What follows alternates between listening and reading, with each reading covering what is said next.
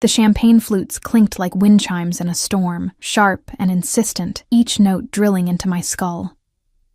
I sat at the edge of the ballroom in my wheelchair, fingers gripping the armrests until my knuckles bleached white. The ivory silk of my engagement dress pooled around my useless legs like a mockery of everything I'd lost 6 months ago. The accident had stolen more than my ability to walk. It had stripped away the illusion that love could survive inconvenience. "Smile, Claire." Marcus's voice cut through the celebration, low and tight with that particular edge I'd learned to recognize. Warning. People are watching. I forced my lips upward, feeling the muscles in my face protest. The Grand Ashford Hotel ballroom swirled with Philadelphia's elite, Marcus's colleagues from the law firm, his college friends who barely acknowledged my existence, distant relatives who'd suddenly materialized when the engagement was announced. None of them were mine. My foster care upbringing hadn't exactly yielded a guest list. The scent of expensive perfume mixed with catered hors d'oeuvres made my stomach turn. Or perhaps that was the way Marcus's hand squeezed my shoulder, his fingers pressing into the bone with just enough pressure to bruise without leaving evidence. "I need some air," I whispered, already knowing the answer. "Later." His smile never reached his eyes as he waved to someone across the room. "Mr. Peterson wants to discuss the partnership." "This is important, Claire. Try to understand that some things matter more than your comfort. 6 months ago, I would have argued. 6 months ago, I'd had legs that worked and a spine that hadn't learned to bend. Now I simply nodded, swallowing the bitter taste of compliance. The wheelchair had become my prison long before the accident that put me in it. Marcus had been attentive at first. Flowers, visits to the rehabilitation center, promises whispered against my hospital gown-clad shoulder, but sympathy has an expiration date, especially when it comes wrapped in inconvenience and medical bills that his upper-middle-class salary could absorb but resented. "I'll get you some water," he said, already walking away, his tailored Tom Ford suit cutting through the crowd like a knife through silk. He didn't ask if I wanted water. He never asked anymore.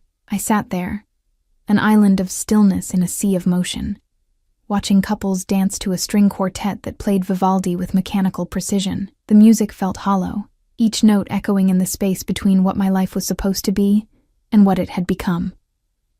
"Excuse me, miss." A server appeared at my elbow, young and harried, balancing a tray of champagne that tilted dangerously. "Could you move just a bit? I need to get through to—" The crash came before I could respond. The tray slipped, champagne cascading over the table beside me, soaking the guest book where well-wishers had scrawled their congratulations. The liquid spread like spilled secrets, bleeding ink across carefully written lies about eternal happiness and blessed unions. "Oh my God, I'm so sorry." The server's face drained of color. "I didn't mean—" "It's fine." I reached for napkins, wheeling closer to help, but my chair caught on the leg of a decorative stand. The vase atop it wobbled, a massive arrangement of white roses and orchids that probably cost more than I used to make in a month as a bookstore clerk. Time slowed. I watched the vase teeter, knowing with horrible certainty what would happen next. My hand shot out uselessly as it fell, crashing against the marble floor with a sound like breaking bones. Water spread across the polished surface, carrying petals and shattered crystal in its wake. The music stopped. Conversations died mid-sentence. Every eye in the ballroom turned toward me. Marcus appeared from the crowd, his face a mask of barely controlled fury. "Claire, what the hell?" It was an accident. My voice came out smaller than I intended. The server, always an excuse. He grabbed the handles of my wheelchair, jerking it backward with enough force that my teeth clacked together. "Do you have any idea how much that vase cost? How this looks?" "Marcus, please." The words tangled in my throat as he pushed me toward the ballroom's side entrance, away from the staring guests, away from the whispers that had already begun to spread like infection. We burst through a set of double doors into a service corridor, harsh fluorescent lights replacing the soft ambiance of the ballroom. The smell here was different, industrial cleaner, and something vaguely metallic that reminded me of blood. "You're an embarrassment." Marcus spun my chair to face him, crouching down so we were eye level. Up close, I could see the veins pulsing in his neck, the way his perfect features twisted into something ugly. I try to include you, to make this work despite everything, and you can't even manage to sit still without causing a scene. It wasn't my fault. His hand struck the armrest beside my thigh, the sound explosive in the narrow corridor. I flinched, hating myself for the reaction, hating him more for causing it. Nothing is ever your fault, is it? He straightened, pacing in front of me like a lawyer working himself up for closing arguments. The accident wasn't your fault. The medical bills aren't your fault. The fact that you can't work, can't contribute, can't even function at a simple party, none of it is your fault. Each word landed like a physical blow. I'd heard variations of this speech before, usually late at night when he'd had too much scotch and too little patience. But never here, never surrounded by the trappings of celebration, never with our supposed future hanging in the balance. "I never asked you to stay," I whispered, the truth escaping before I could cage it. His laugh was sharp enough to draw blood. "No, you just made it impossible to leave. Poor Claire, all alone in the world. No family, no friends, nowhere to go. What kind of man would I be if I abandoned you now? The kind of man who would, I thought but didn't say. The kind of man who already has. Marcus." I tried again, reaching for him, for some remnant of the person I'd thought I loved. He stepped back, disgust clear on his features. "Don't. Just stay here. I'll make excuses to the guests. Clean up your mess like I always do. Try not to destroy anything else in the next 10 minutes. He turned toward the door, and something inside me cracked. 6 months of swallowing anger, of accepting blame, of making myself smaller and quieter and more convenient. It all crystallized into a moment of desperate clarity. "I won't marry you." The words hung in the air between us, impossibly fragile and impossibly strong. Marcus froze, his hand on the door handle. When he turned back, his expression had shifted into something I'd never seen before, cold calculation mixed with barely leashed rage. "Yes," he said quietly, dangerously. "You will." He moved faster than I could react, grabbing the wheelchair's handles and shoving me backward. My hands scrambled for purchase, finding nothing but air as the chair tilted, as gravity claimed me, as the world inverted in a sickening rush of vertigo and terror. I hit the ground hard, my shoulder taking the brunt of impact against the unforgiving tile. Pain exploded through my body, white-hot and immediate. The wheelchair clattered beside me, one wheel still spinning with a sound like mechanical laughter. "You'll marry me," Marcus repeated, standing over me, his shadow blocking out the harsh fluorescent lights. "Because you have nothing and no one else. Because I'm the only thing standing between you and a state-run facility where they warehouse people like you. Because you need me, Claire, and we both know it." He was right. The knowledge tasted like ash and defeat. My foster care stipend had ended at 18. The bookstore had let me go 2 weeks after the accident. Downsizing, they'd called it, though my replacement started the following Monday. My hospital bills exceeded my entire lifetime earnings. Without Marcus, I had exactly nowhere to go and no one to turn to. I lay there on the cold floor, staring up at the man I'd agreed to marry, and wondered how I'd mistaken control for care, possession for protection. The service door at the far end of the corridor opened. The sound was soft, barely audible, but it shifted something in the air. Marcus's head snapped toward the intrusion, irritation flashing across his face. "This is a private." He stopped mid-sentence, the words dying in his throat. From my position on the floor, I could only see polished black shoes first. Italian leather, the kind that probably cost more than my wheelchair. They moved with deliberate precision, each step measured and purposeful, accompanied by the whisper of expensive fabric and something else. A presence that seemed to compress the very air in the corridor. "Gentlemen," a voice said, smooth as aged whiskey and just as intoxicating. "I think we may have taken a wrong turn." Not gentlemen, plural. I craned my neck, trying to see past Marcus's legs, and caught a glimpse of more shoes, more dark suits, a wall of muscle and menace blocking the corridor like human barricades. Marcus straightened, shifting into his professional persona with practiced ease. "This is a private event. If you're lost, the main ballroom is—" "We're not lost." The owner of that voice stepped forward, and even from my vantage point on the floor, I felt the shift in power dynamics like a change in air pressure before a storm. He was younger than I expected, maybe 30, with dark hair swept back from a face that belonged in Renaissance paintings, all sharp angles and brooding intensity. But it was his eyes that caught me, even at a distance. Dark enough to be black in the fluorescent lighting, they swept the corridor with the kind of awareness that missed nothing. Those eyes found me on the floor. Everything stopped. The man's expression didn't change, but something flickered in those midnight eyes, a spark of recognition or perhaps calculation. He moved closer, and I caught the scent of him. Cedar and something darker, like gunpowder wrapped in expensive cologne, the kind of scent that warned of danger even as it drew you closer. What happened here? His voice remained calm, but there was steel underneath, the kind that didn't ask questions so much as demand answers. Marcus cleared his throat, stepping slightly to block his view of me. A minor accident. My fiancée lost her balance. Nothing to concern yourself with. Lost her balance. The man repeated the words slowly, as if tasting them for lies. His gaze never left me, and I found myself unable to look away. From her wheelchair. It wasn't a question, but Marcus answered anyway. She gets disoriented sometimes. The medication, you understand. I was just helping her up. The lie was so smooth, so practiced, that I almost believed it myself. Almost. One of the men behind the stranger shifted, and I caught the telltale bulge of a shoulder holster beneath his jacket. My heart kicked against my ribs. These weren't wedding guests who'd wandered into the wrong corridor. These were the kind of men who made people disappear, who operated in shadows and left nothing but whispers in their wake. Helping. The dark-haired man crouched down, bringing himself to my level with a grace that seemed impossible for someone his size. Up close, I could see the faint scar along his jawline, the way his suit had been tailored to accommodate weapons I couldn't see but knew were there.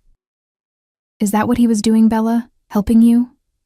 The Italian endearment rolled off his tongue like silk over glass. I should have been terrified. Every instinct screamed that this man was dangerous in ways Marcus couldn't begin to comprehend. But lying on that floor, shoulder throbbing, dignity shattered, I found I didn't care. I fell, I whispered, because it was true even if it wasn't the whole truth. His eyes narrowed slightly, and I had the unsettling sensation of being read. Every secret laid bare beneath that penetrating stare. Cadere? Or essere spinto? There's a difference. To fall, or to be pushed. My high school Italian was rusty, but I caught the meaning, and the implication. Who the hell are you? Marcus's voice had risen, losing some of its polished control. This is a private event, and you're trespassing. I'll call security. No. The single word cut through Marcus's bluster like a blade through flesh. The stranger didn't raise his voice, didn't even look at him. His attention remained fixed on me, waiting.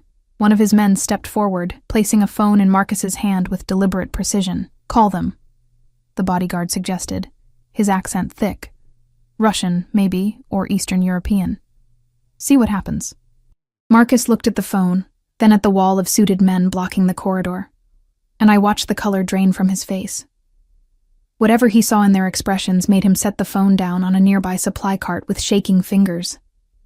I don't want any trouble, Marcus said, and hearing fear in his voice sent a thrill through me that I wasn't proud of. This is just a misunderstanding. Misunderstandings don't leave bruises. The dark-haired man extended his hand to me, palm up, waiting. May I? I stared at that offered hand, broad, scarred across the knuckles, adorned with a single silver ring that caught the light like a promise or a threat. Taking it felt like stepping off a cliff into darkness, trusting that someone would catch me even though I had no reason to believe they would.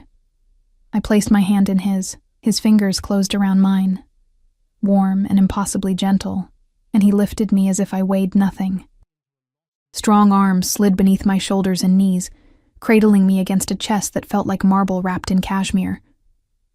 The world tilted again, but this time it wasn't falling. It was being elevated, being held, being protected by someone who moved with the casual confidence of a man who'd carried broken things before and knew how to keep them from shattering further. Put her down, Marcus demanded, finding some fragment of courage or stupidity. That's my fiancé. You can't just... Can't? The stranger settled me carefully into my wheelchair, adjusting the footrests with surprising familiarity, as if he'd done this before. Then he straightened to his full height, easily 6'2", maybe more, and turned to face Marcus with an expression that made the temperature in the corridor drop 10 degrees. Perhaps you misunderstand your position here, Mr. Reynolds. Marcus Reynolds. My fiancé drew himself up, trying to reclaim authority through posture and pedigree. I'm an attorney with Morrison and Finch. My father is... I know who your father is. The interruption was soft, almost bored. Alexander Reynolds, senior partner, specializes in corporate law. Golfs with Judge Patterson on Thursdays. Owns a summer house in the Hamptons that he purchased for half its value after the previous owner encountered unfortunate legal difficulties. Marcus's mouth opened and closed soundlessly. I watched realization dawn across his features. The understanding that this wasn't a random intrusion, that these men knew things they shouldn't, that power came in forms his law degree hadn't prepared him for. My name is Dante Castellano. He delivered the introduction like a death sentence, each syllable precise and weighted with meaning I didn't fully grasp but felt in my bones. And your event is using a ballroom that sits above one of my business acquisitions. The hotel manager forgot to mention the conflict when he rented the space. Castellano. The name detonated in my mind like a grenade. Even someone as isolated as I'd become knew that name, whispered in news reports that never quite proved anything, referenced in articles about alleged organized crime that carefully avoided direct accusations. The Castellano family didn't just operate in Philadelphia's underworld. They owned it, controlled it, bent it to their will with an iron fist wrapped in silk gloves. And I was sitting, in front of the man who ran it all. I didn't know, Marcus stammered. The hotel said, "We can move. We can go somewhere else. This doesn't have to be a problem." "No," Dante agreed, his attention shifting back to me. "It doesn't. But it is." He moved closer to my wheelchair, and I caught Marcus tensing in my peripheral vision. Caught the bodyguard shifting to block any potential escape route. The air felt thick with unspoken threats and possibilities. "What's your name?" Dante asked me, as if Marcus didn't exist, as if this were a normal conversation instead of whatever dangerous game we'd stumbled into. "Claire." My voice sounded strange to my own ears. Stronger than I expected, clearer. Claire Foster. Foster. He tasted the name, and something flickered across his face too quickly to read. "No family?" "No." "And he..." Dante gestured toward Marcus without looking at him. "Is your choice? Your protection?" The question carried layers I didn't know how to navigate.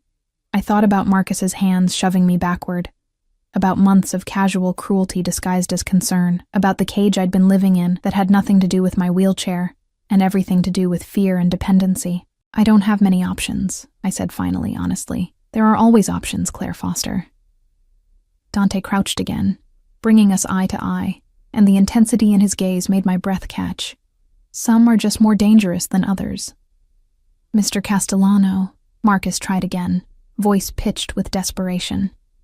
"Whatever offense I've caused, I apologize. Claire and I will leave immediately. You'll never see us again." "Oh, I'll see you again." Dante stood, turning to face Marcus with deliberate slowness. "Because you're going to come to my office tomorrow morning at 10. You're going to explain to me exactly how a man pushes his disabled fiancée out of her wheelchair and calls it helping. And then you're going to pray I find your explanation satisfactory." "I didn't. She's lying if she said..." The nearest bodyguard moved, just a single step, but it was enough to shut Marcus up mid-sentence. "I'm not lying," I said quietly, surprising myself. "He pushed me. He's been hurting me for months." The words hung in the air, confession and condemnation all at once. I'd said it. After 6 months of silence, of making excuses, of pretending bruises were accidents and cruel words were concern, I'd finally said it out loud. Marcus's face went through several colors, red to white to something approaching gray. "Claire, don't do this. You don't know what you're saying. The medication makes her disoriented." Dante's voice could have frozen hell. "You mentioned that. Tell me, Mr. Reynolds, What medication is she taking that causes bruises in the shape of fingerprints? I looked down at my arms, at the marks I'd learned to hide with long sleeves and careful positioning. Under the harsh corridor lighting, they were impossible to miss. 5 distinct circles on my upper arm where Marcus had grabbed me 3 days ago during an argument about wedding vendors. "This is none of your business," Marcus said. But the fight had gone out of his voice. "What happens between Claire and me is private. You can't just—" "I can do whatever I want." Dante's tone remained conversational, which somehow made the threat more terrifying. "That's the benefit of being who I am, Mr. Reynolds. The rules that govern you don't apply to me." He turned back to me, and his expression softened in a way that should have been impossible for someone who radiated such predatory danger. "Do you want to leave with him?" The question was simple. The answer wasn't. Leaving Marcus meant losing the apartment he paid for, the health insurance that covered my physical therapy, the stability that came with having someone, anyone, to depend on. It meant going back to state assistance and charity care, to waiting lists for accessible housing, and the slow, grinding poverty I'd escaped when he proposed. But staying meant more nights like this one, more bruises disguised as accidents, more of myself eroded away until nothing remained but compliance and fear. My throat closed around the words. I don't know where I'd go.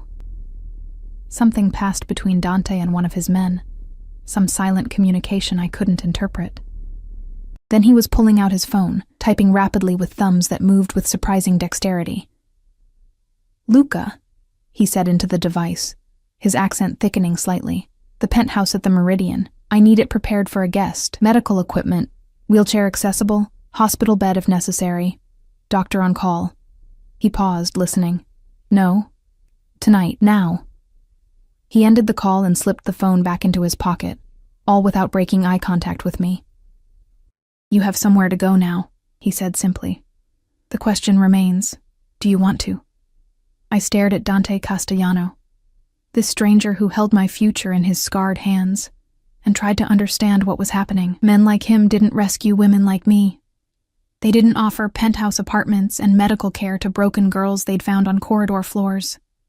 There had to be a price, some hidden cost that would come due when I least expected it. "Why?" The question escaped before I could stop it. "Why would you help me?" His jaw tightened almost imperceptibly, and for a moment, something raw flickered across his features. Pain or memory or some combination of both. Because no one helped her. Her. Not me. Someone else. Someone whose ghost still haunted those dark eyes. "This is insane." Marcus found his voice again, though it shook at the edges. "Claire, think about what you're doing.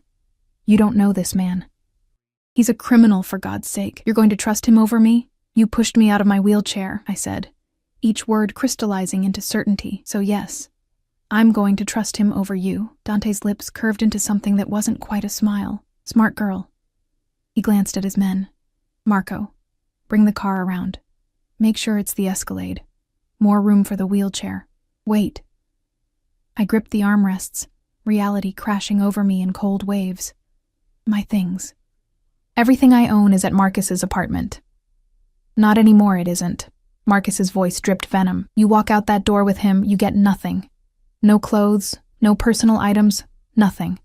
See how far his charity extends when you're completely dependent on him." The cruelty was calculated, designed to remind me of my powerlessness, and it worked. Everything I had, my laptop with the novel I'd been writing before the accident, my mother's necklace from the group home, the few photographs I'd managed to keep through years of foster placements, all of it sat in drawers and closets in an apartment I'd never legally lived in. "Address." Dante pulled out his phone again, fingers poised over the screen. "What?" "His address. Give it to me." "You can't just break into my home," Marcus sputtered. "I'll call the police, You'll do nothing." Dante didn't even look at him, because if you call anyone, if you make this difficult, I'll have a very thorough conversation with the partners at Morrison & Finch about your creative billing practices. The ones where you charge clients for hours you spend at your mistress's apartment in Society Hill. Marcus went white. "How do you—" "I know everything, Mr. Reynolds. That's what makes me dangerous." Dante's attention returned to me, expectant. "The address, Claire. I rattled it off, watching Marcus's face crumble with each number and street name. Dante typed rapidly, sent the message, then pocketed his phone. "Your belongings will be at the Meridian within 2 hours," he said. "All of them." "Is there anything else you need from him?" I looked at Marcus. Really looked at him, seeing him clearly for perhaps the first time. The handsome face that had smiled at me across coffee shop tables. The hands that had held mine through hospital stays before they'd learned to hurt. The man I'd thought would save me from loneliness, only to trap me in something worse, the ring. I twisted the engagement band off my finger, the 2-carat diamond catching the light one final time. It had always been too big, sliding around my knuckle, another thing that didn't quite fit. "He can have it back." I held it out, and after a moment's hesitation, Dante took it. He examined the ring briefly, then tossed it to Marcus, who fumbled the catch. It bounced off his palm and clattered to the floor, rolling to a stop near the overturned wheelchair. "Congratulations, Mr. Reynolds," Dante said. "You just became a single man. I suggest you celebrate quietly and stay far away from Claire Foster. Because if I hear you've contacted her, harassed her, or so much as breathed in her direction..." He let the sentence hang, unfinished and all the more menacing for it. "You can't do this," Marcus whispered, but there was no conviction behind the words. He knew, as we all did, that Dante Castellano could do exactly this, and far worse. The bodyguard named Marco appeared in the corridor entrance. "Car's ready, boss." Dante moved behind my wheelchair without asking permission, his hands settling on the handles with surprising gentleness. "Then let's go." "Wait." I twisted to look up at him, my heart hammering against my ribs. "I need to know. What do you want from me? What's the price for all this?" He leaned down, bringing his mouth close to my ear, and I felt the warmth of his breath against my skin. "Right now, just to get you somewhere safe. The rest..." He paused, and I could hear the smile in his voice even if I couldn't see it. "We'll negotiate later, Bella." Then he was pushing me down the corridor, away from Marcus, away from the ballroom where strangers still celebrated a wedding that would never happen, away from the life I'd known, however broken it had been, and into something completely unknown. The service elevator was large enough to accommodate my wheelchair and all of Dante's men. We descended in silence, the only sound the mechanical whir of the lift and my own racing pulse. I kept my hands folded in my lap to hide their trembling, acutely aware of Dante standing behind me, his presence a solid wall of controlled danger. We emerged into an underground parking garage. The Escalade waited near the elevator, black and gleaming, its windows tinted so dark they seemed to swallow light. Marco held the door open while another guard produced a ramp from the vehicle's rear. "I can transfer myself," I said, needing some small assertion of independence. "I know you can." Dante crouched beside me again, and I was starting to recognize this as his preferred position when speaking to me. Equal eye level, no towering over. "But you don't have to. Not tonight." Before I could protest, he'd scooped me up again, cradling me against his chest as he carried me to the SUV. This close, I could feel his heartbeat through the expensive fabric of his suit, steady, unhurried, completely calm. As if kidnapping women from engagement parties was just another Tuesday evening. He settled me into the back seat with care that seemed at odds with everything I knew about men like him. One of his guards folded my wheelchair and loaded it into the rear while Dante slid in beside me, maintaining a careful distance that somehow felt more intimate than touching. The door closed with a solid thunk, sealing us into leather-scented darkness. Marco took the driver's seat, another guard riding shotgun, and we pulled out of the garage into Philadelphia's night-bright streets. I watched the city slide past the tinted windows, familiar landmarks rendered strange by circumstance and fear, and the intoxicating scent of the man beside me. We were heading toward Center City, toward the luxury high-rises that pierced the skyline like glass needles. "The Meridian is one of yours?" I asked, breaking the silence. "Everything is mine, in one way or another." Dante's voice came from the shadows, rich and dark as aged wine. "The hotel, the restaurants, the shipping companies, even some things that pretend to be legitimate. And you're just giving me a place there? I'm loaning you a place there until you decide what comes next." I turned to look at him, trying to read his expression in the passing streetlights. What if I decide to leave, to go somewhere else? Then you leave. He met my gaze steadily. I'm not your fiancé, Claire. I don't keep things that want to be free, just the things that don't. The question came out sharper than intended. His smile was brief, humorless. Especially those. We drove in silence for several blocks. My mind spun with questions I didn't know how to ask, implications I wasn't ready to examine. This man had just upended my entire life with the casual efficiency of someone moving chess pieces. And I'd let him. More than that. I'd wanted him to. The woman you mentioned, I said quietly. The one nobody helped. Who was she? Dante's expression shuddered immediately, walls slamming down behind his eyes. Someone who mattered. And I remind you of her? No. The word came fast, almost harsh. You're nothing like her. She was... He stopped, jaw working as if chewing on words too bitter to swallow. She was my sister, and she died because I wasn't there to protect her.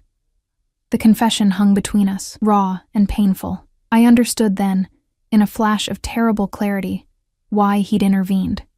This wasn't about me at all. It was about the ghost of a girl he couldn't save, about absolution sought through a stranger's rescue. I'm sorry, I whispered. Because what else could I say? Don't be. His voice had gone cold, distant. It was a long time ago. I was 17, stupid, thought I could leave the family business behind and pretend to be normal, while I was at college trying to be someone I wasn't.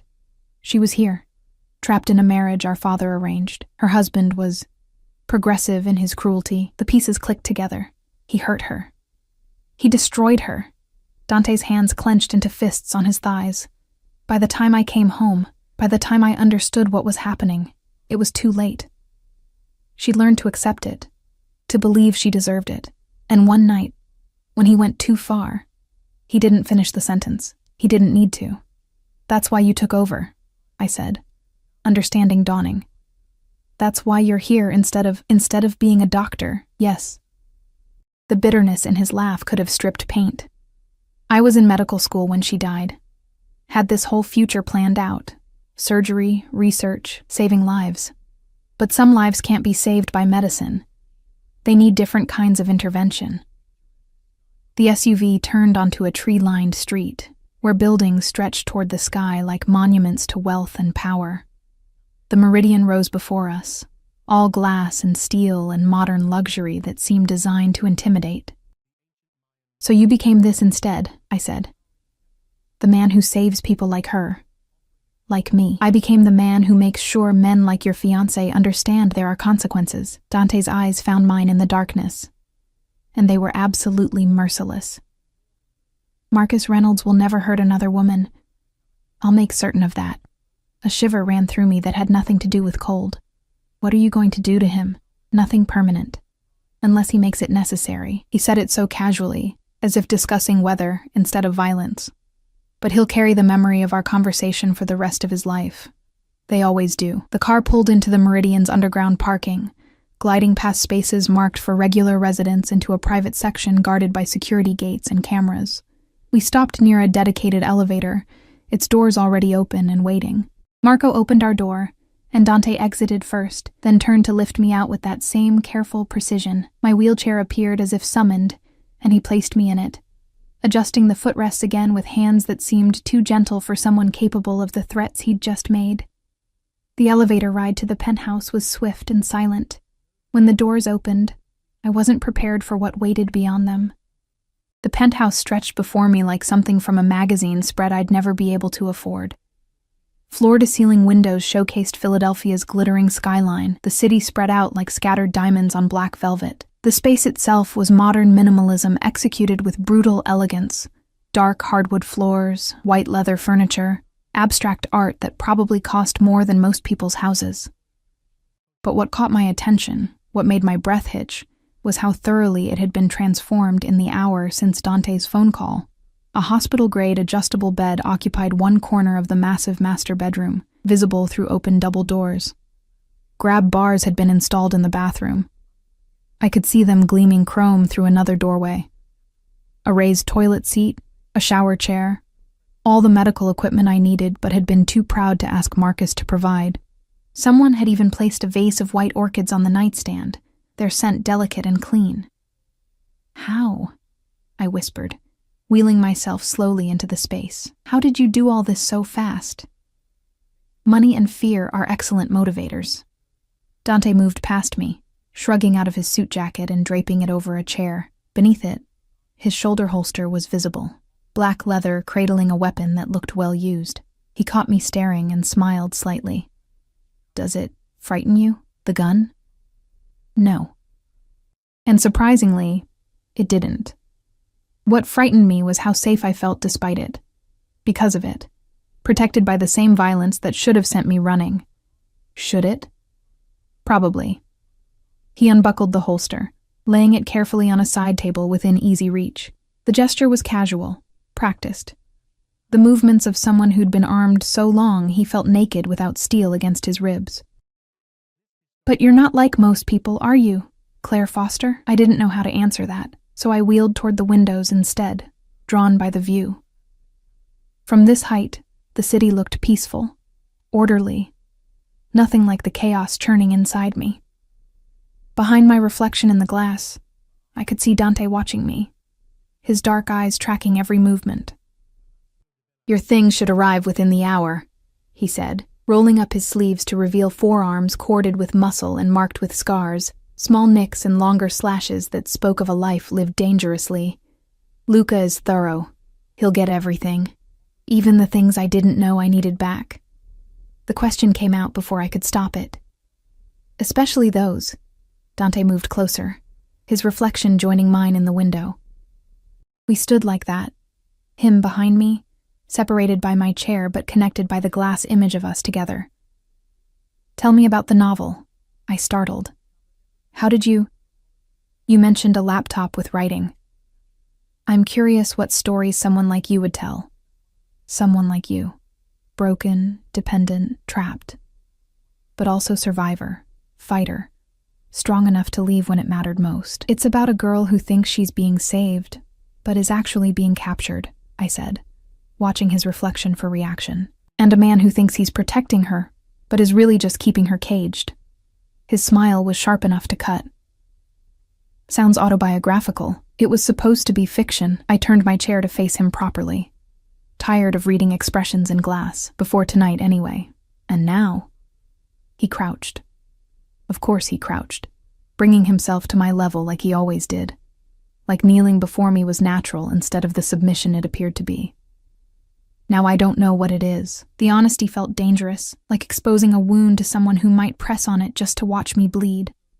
"I don't know what any of this is." "This," Dante said, his voice dropping to something lower, rougher, "is me making sure you're safe. That's all it needs to be tonight. And tomorrow? Tomorrow we talk about what you want, what you need, how we can help each other." There it was. The transaction I'd been waiting for. "So there is a price. There's always a price, Bella." He reached out slowly, giving me time to pull away, and tucked a strand of hair behind my ear. His fingers were warm against my skin, calloused in ways that suggested violence and gentleness in equal measure. "But it's not what you think. I don't want your body or your gratitude. I want something much more valuable." My heart hammered so loudly I was sure he could hear it. "What?" "Information." He stood, putting distance between us again, and moved to the bar cart by the window. Crystal decanters caught the light, filled with amber liquids that promised numbness and forgetting. "Your ex-fiancé works for Morrison and Finch. They represent several of my competitors, people who would very much like to see me removed from power. I need to know what Marcus knows, what he's heard, what cases he's working on that might impact my interests." The request was so matter-of-fact, so businesslike, that it took me a moment to process. "You want me to spy on him? I want you to remember conversations, meetings, details you might have overheard." Dante poured 2 fingers of scotch, neat, and took a slow sip. "Marcus struck me as the type who brings work home, who talks about cases over dinner to prove how important he is. Am I wrong?" He wasn't. Marcus had filled our evenings with legal jargon and client gossip, never noticing that I actually listened, that I remembered. He'd treated me like furniture, present but unimportant, there to nod and agree but never to truly hear. "And in exchange?" I asked. For this information? In exchange, you stay here as long as you need. Medical care, physical therapy, anything that helps you heal. Plus a salary. Let's say $5,000 a month to start. More if the information proves valuable. $5,000. More money than I'd ever made in my life. Offered like it was pocket change. The practical part of my brain, the part that had learned to survive through calculation rather than hope, knew I should take it. Should grab this lifeline and hold on with both hands. But another part, smaller and more damaged, whispered warnings. That nothing came free. That men like Dante Castellano didn't rescue broken girls out of kindness. That I was trading one cage for another, however gilded the bars might be. I need to think about it, I said finally. Dante's expression didn't change, but something flickered in his eyes. Surprise, maybe, or respect. Fair enough. Take the night. We'll talk in the morning.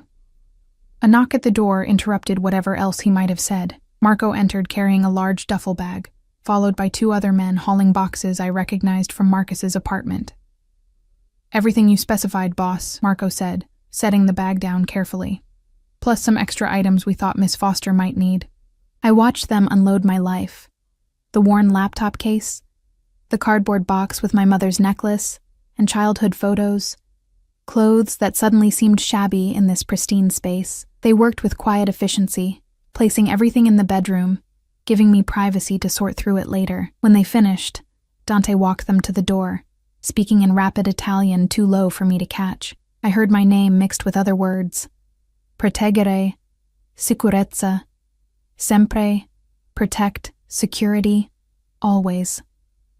Then they were gone, and it was just the two of us in the vast penthouse, the silence somehow louder than conversation. You should rest, Dante said, but made no move toward the door himself. It's been a long night. Are you staying? The question came out more vulnerable than I intended. Would you like me to? I should have said no. Should have insisted on space and boundaries and all the things that kept strangers separate. Instead, I found myself nodding. Dante's smile was small but genuine. Then I'll be in the guest room. If you need anything, why are you really doing this?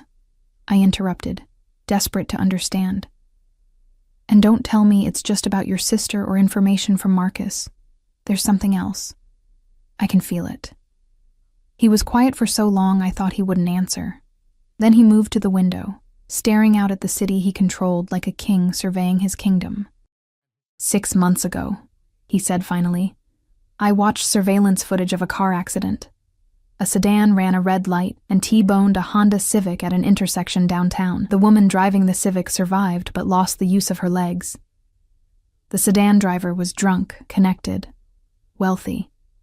He walked away with a fine and suspended license. Ice flooded my veins. That was me. That was my accident. Yes. He turned to face me, and his expression was carefully blank. The sedan driver was Judge Patterson's nephew, the same judge who golfs with Marcus's father, the same judge who's been blocking several of my legitimate business ventures out of personal vendetta. The room tilted. You've been watching me since the accident? I've been watching Patterson's nephew since he killed my sister's best friend in a similar accident 3 years ago. When he did it again, when he hurt you and walked away unpunished, I decided it was time for a different kind of justice. So this isn't about saving me at all. The words tasted like ash. This is about revenge. It's about both. Dante crossed the space between us in 3 strides, kneeling beside my wheelchair with an intensity that stole my breath. Yes. I've been monitoring the situation, yes. I knew who you were before tonight, but I didn't plan for Marcus to be exactly the kind of man I despise most. Didn't plan to find you on that floor, hurt and alone, making the same choice my sister could never make. His hand found mine, fingers threading through mine with surprising tenderness. I'm not a good man, Claire. I've done things that would horrify you, hurt people who probably deserved it and some who didn't. But I protect what's mine. And the moment I picked you up off that floor, you became mine to protect. I'm not yours, I whispered, but there was no conviction behind it. Not yet. His thumb traced circles on my palm, the gesture hypnotic, soothing, but you will be. Because I'm going to give you everything he never did. Safety, respect, the freedom to choose. And when you realize that protection doesn't have to be a prison, when you understand that being mine means being valued instead of controlled, you'll come to me willingly. That sounds like another kind of cage. Then leave. He released my hand, standing abruptly. The door isn't locked. You can call anyone, go anywhere. I won't stop you. I stared at him, at this beautiful, dangerous man who'd turned my world inside out in the span of a few hours. He was right. The door wasn't locked. I could leave, could find a shelter or call social services, or somehow crawl back to the life I'd known before tonight. But I didn't move. That's what I thought, Dante said softly, reading my stillness for the answer it was. Get some rest, Claire. Tomorrow we start figuring out what comes next. He left me there by the window, disappearing into the guest room and closing the door with a soft click. I sat alone in the penthouse's vast silence, surrounded by luxury I hadn't earned and protected by violence I didn't understand, and wondered if I'd just escaped one trap, only to walk willingly into another. Outside the window, the city glittered like broken promises and new beginnings all at once. Block 05. I woke to sunlight streaming through floor-to-ceiling windows and the disorienting realization that I wasn't in Marcus's apartment. The events of the previous night crashed over me. The engagement party, the fall, Dante Castellano's dark eyes promising protection and danger in equal measure. I'd fallen asleep in my wheelchair, too exhausted and overwhelmed to transfer to the hospital bed, and sometime during the night someone had covered me with a cashmere blanket soft enough to be sinful. The penthouse was silent except for the distant hum of the city below. I transferred myself to the wheelchair and made my way through the space, half expecting to find it empty, to discover the previous night had been some fever dream born of desperation and champagne. But Dante was there. He stood in the kitchen, dressed in dark slacks and a white shirt rolled to his elbows, making espresso with the focused precision of someone who'd learned the ritual young. His hair was still damp from a shower, and without the suit jacket and weapons, he looked almost normal. Almost. Good morning, Bella. He glanced up, and even in daylight, those dark eyes held the same intensity. Coffee? Please. My voice came out rough with sleep and nerves. He prepared a cappuccino with practiced ease, the machine hissing and steaming, and brought it to the breakfast bar where I'd positioned myself. The cup was delicate porcelain, painted with tiny flowers, completely at odds with the masculine minimalism of the rest of the penthouse. They were my mother's, Dante said, catching my examination of the cup. One of the few things I kept when she died. I took a sip. Perfect temperature, perfect foam, the kind of coffee that probably cost $20 in the cafes I used to walk past but never enter. She had good taste. She had expensive taste. There's a difference. He leaned against the counter, cradling his own cup, watching me with that unnerving focus that made me feel simultaneously exposed and protected. Did you sleep? Eventually. I wrapped my hands around the warm porcelain, needing something to hold. I kept thinking about what you said, about your sister, about the accident, about all of it. And I have questions. Ask them. He took a slow sip of espresso, waiting. I gathered my courage, forcing myself to meet his gaze.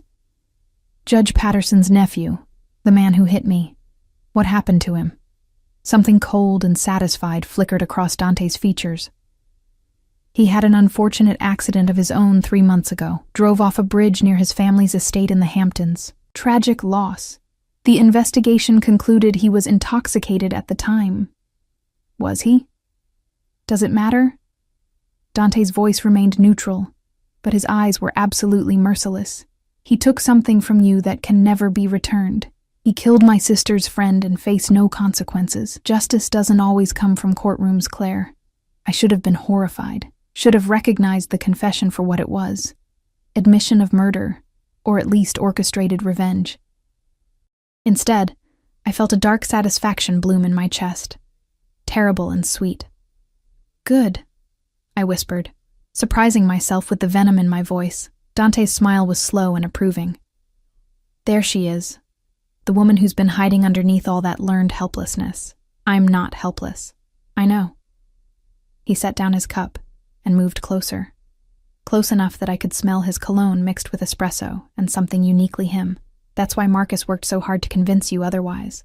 Helpless women are easier to control. But you're not helpless, Claire. You're angry, and anger, properly directed, is the most powerful weapon there is. A knock at the door interrupted whatever I might have said. Dante's entire demeanor shifted in an instant, shoulders squaring, expression hardening, hand moving automatically toward where his gun would be if he were wearing it. He crossed to a side table and retrieved the weapon, checking it with practiced efficiency before approaching the door. "Who is it?" His voice carried absolute authority. "Luca, boss. I have the doctor." Dante's posture relaxed fractionally. He opened the door to reveal a thin man in his 50s carrying a medical bag, flanked by Luca, one of the bodyguards from the previous night. "Dr. Ricci," Dante said, stepping aside to let them enter. "Thank you for coming on such short notice." The doctor's eyes found me immediately, professional assessment replacing polite greeting. "Miss Foster, I'm Dr. Ricci. Mr. Castellano asked me to conduct a full examination and review your medical history. With your permission, of course." I glanced at Dante, who'd retreated to give us space but remained close enough to hear everything. "Why?" "Because Marcus Reynolds chose your doctors," Dante said. "And I don't trust his judgment about anything concerning your welfare. Doctor Ricci is the best rehabilitation specialist on the East Coast. He's going to give me a second opinion." "I can speak for myself," Dr. Ricci interjected mildly, setting his bag on the coffee table. "But he's not wrong about my credentials. I've reviewed the reports from your accident, Miss Foster. Your initial treatment was competent, but there are some concerns I'd like to address." For the next hour, Dr. Ricci conducted the most thorough examination I'd experienced since waking up in the hospital 6 months ago. He tested reflexes, checked sensation, asked detailed questions about pain levels and functionality. Dante disappeared into his office during most of it, giving us privacy, but I could feel his presence like a weight in the adjacent room. Finally, Dr. Ricci sat back, making notes in a leather journal. "Your prognosis was overly pessimistic," he said without preamble. "The initial diagnosis classified your injury as complete paralysis of both legs, but based on what I'm seeing, retained sensation in your thighs, some motor response in your right leg, this appears to be incomplete spinal cord injury, possibly ASIA C or D classification." The medical terminology meant nothing to me, but the hope in his voice was unmistakable. "What does that mean?" "It means you may regain some function with proper therapy." He looked up from his notes, expression serious, but not unkind.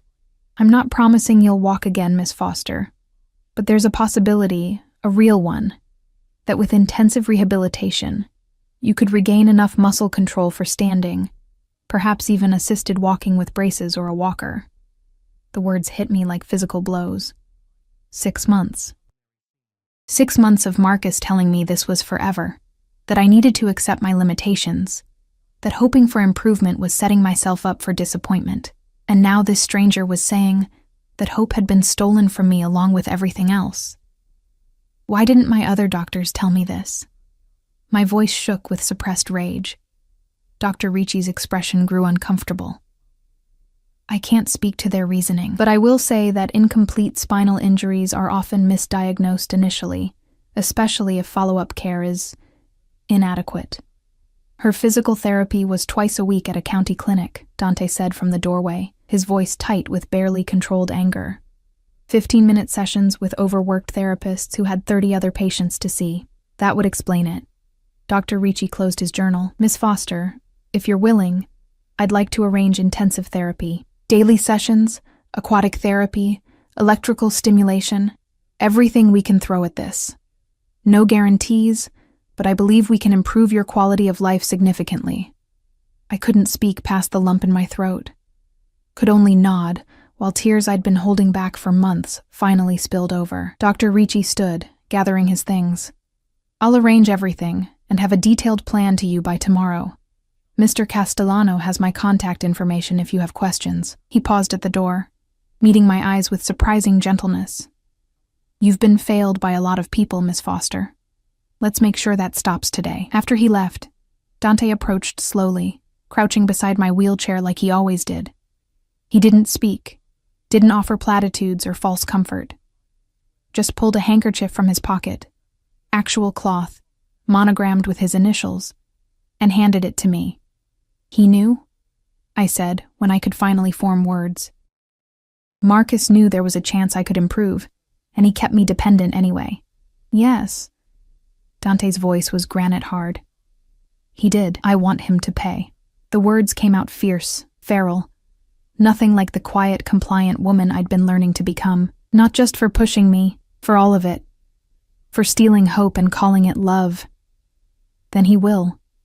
Dante's hand found mine, fingers intertwining with a possessiveness that should have frightened me but instead felt like an anchor. But first, we get you strong. We get you better. And then when you're ready, we make him understand exactly what he threw away. Over the next 3 weeks, my life transformed in ways I couldn't have imagined. Dr. Ricci's therapy was brutal. Hours in the pool, electrodes stimulating muscles that had forgotten how to fire, exercises that left me shaking and exhausted. But slowly, impossibly, I began to feel things I'd thought were lost forever. A twitch in my right thigh, the ability to shift my weight independently, tiny victories that felt like miracles. Dante was there for all of it, a constant presence that oscillated between protective and possessive. He worked from the penthouse most days, conducting business in rapid Italian while I went through therapy in the converted second bedroom.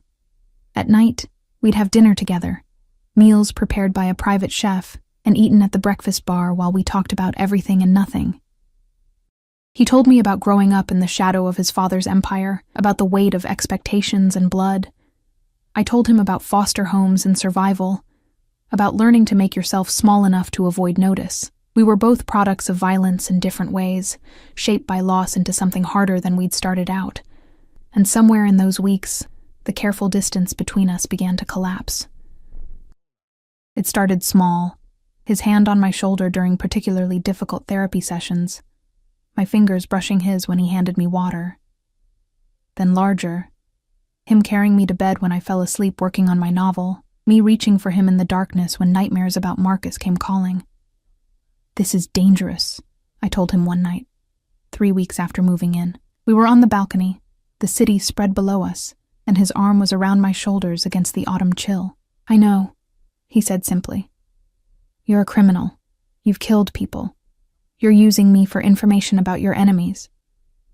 "Yes, to all of that." He turned me to face him, hands gentle on my arms. "But I've also never lied to you, never hurt you, never made you feel less than what you are." Can Marcus say the same? He couldn't. And we both knew it. "I'm falling for you," I whispered. The confession terrifying and liberating all at once. "And I don't know if it's real or if it's just because you saved me. Does it matter?" Dante's thumb traced my cheekbone, the gesture achingly tender. "I'm falling for you too, Claire. Have been since I watched you leave Marcus standing in that corridor. Since you chose uncertainty over safety, freedom over comfort. You're the strongest person I know, and you don't even realize it yet." He kissed me then, soft and careful, asking permission with every movement. And I kissed him back, pouring 6 months of suppressed anger and newfound hope into the connection between us. When we broke apart, his forehead rested against mine. "I need to tell you something," he said quietly. "About Marcus." Dread pooled in my stomach. "What about him?" "He's been asking questions, trying to find out where you are, who you're with. My people have kept him at bay, but he's persistent and stupid. He doesn't understand that some things, once you lose them, you can never get back." "What are you going to do?" Dante's smile was sharp enough to draw blood. "I'm going to give him a choice. He can walk away cleanly, disappear from Philadelphia and never look back. Or he can keep pushing, and I'll make him disappear in a way that's much less pleasant. And if he chooses to push, then I'll handle it." His eyes met mine, dark and absolutely certain. "You're mine now, Claire. Mine to protect, mine to care for, mine to love. And I don't share what's mine." The possessiveness should have terrified me, should have reminded me of Marcus's controlling nature, of cages disguised as care. But Dante's possession felt different, not diminishing but elevating, not trapping but freeing. He wanted me stronger, not weaker. wanted me to choose him every day, instead of having no choice at all. Yours, I agreed, testing the word. It fit better than I expected. 2 months after that night in the corridor, I stood for the first time. It was barely standing, more like trembling upright between parallel bars, while Dr. Ricci and Dante hovered close enough to catch me if I fell. My legs shook violently, muscles screaming in protest, sweat pouring down my face from the effort, but I was standing, supporting my own weight, defying every doctor who'd told me this was impossible. 10 seconds, Dr. Ricci counted. 15. 20. Excellent, Claire.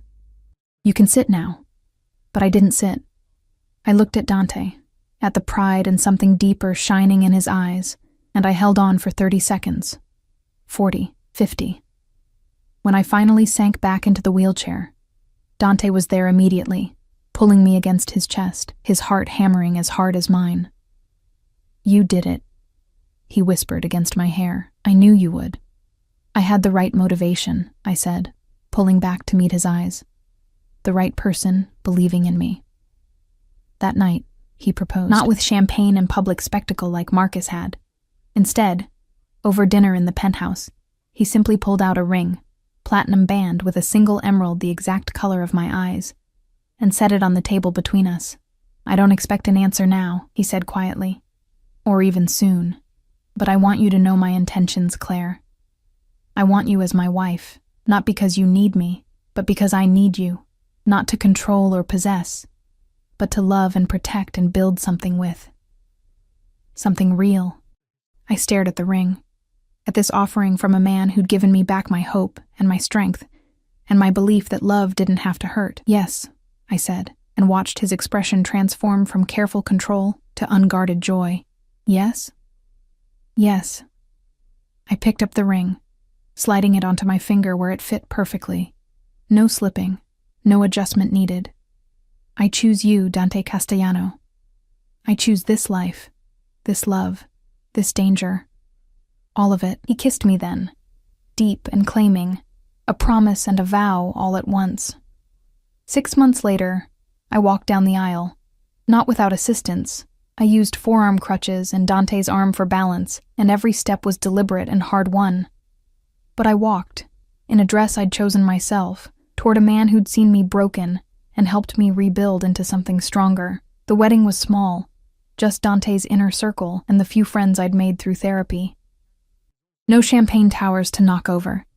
No public spectacles to navigate, just honest vows spoken in a private chapel, promising to love and protect and choose each other every single day. As Dante slid the wedding band onto my finger, I thought about the girl I'd been a year ago. Helpless, trapped, unable to imagine a future beyond survival. That girl had died on a corridor floor, and in her place stood someone new, someone forged in pain and tempered by love, someone who understood that protection and possession were only cages if you weren't given the key. Dante had given me the key, and every day I chose to stay. I love you, he whispered as we were pronounced husband and wife. I love you too, I replied, and meant it with every rebuilt piece of my heart. We left the chapel to a future uncertain and dangerous and absolutely ours, and for the first time in my life, I wasn't afraid of what came next. Because whatever darkness waited, we'd face it together. The broken girl who learned to stand, and the dangerous man who'd knelt beside her wheelchair and offered not salvation, but partnership. That night, in the penthouse that had become home, Dante carried me to bed one last time. Tomorrow, he said, settling beside me, pulling me close. You walk on your own. Tomorrow, I agreed, already drifting toward sleep in the arms of the man who'd saved me by teaching me to save myself. Outside the window, Philadelphia glittered like a promise kept in a future unfolding. And in the darkness of our bedroom, surrounded by love hard-won and freely given, I finally understood what it meant to be truly free. The cage had never been the wheelchair. It had been the belief that I needed saving instead of strength, rescue instead of respect, someone to carry me instead of someone to walk beside me. Dante Castellano had given me all of that, and more. And in return, I'd given him the one thing he'd been searching for since his sister's death. Absolution through protection that didn't fail, love that didn't destroy, a second chance to save someone who mattered, We'd both been broken when we found each other. But together we'd built something whole, something